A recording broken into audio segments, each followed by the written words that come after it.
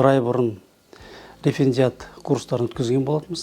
Референдиат курстары біздің судьялық қызметке дайындық ретінде жоспарланып өткізілді. Осы бір ай уақыттың ішінде, яғни 2 наурыз бен 3 сәуір аралығында оқытушылық құрам, бұл жаңа біздің профессорларымыз, бұл біздің судьяларымыз, бұл біздің халықаралық сарапшыларымыз, болашақ судьялық қызметке қызыққан заңгерлерді азаматтық құқықтық бағыт бойынша құқық салаларымен таныстырды.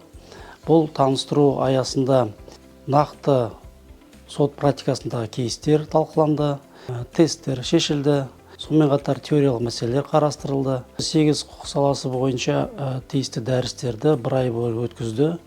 Жалпы көлемі 48 сағат құрады.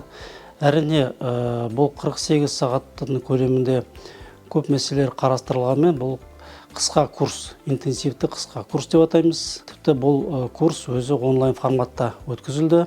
Бұндай бізде курс бізде болмаған, бұл бірінші рет. Жылдың ақпан айында Жоғарғы сот кеңесінің төрағасы Дмитрий Малаховтың қолдауымен және ол бекіткен осы академия даму концепциясының аясында осы референдиат курсы теориялық, практикалық бағыттағы курсын өткізген болатын. Болашақта енді келесі қылмыстық құқықты бағытта өткізу жоспарланып отыр.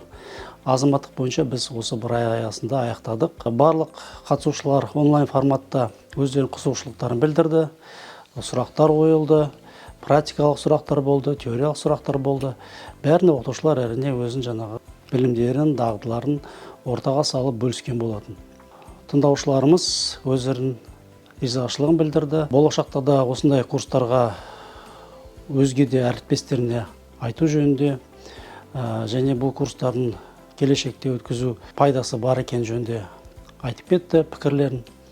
Сондықтан біз ойлаймыз, бұл бастама жақсы және келешекте де біз оны өткіземіз деген ойдамыз.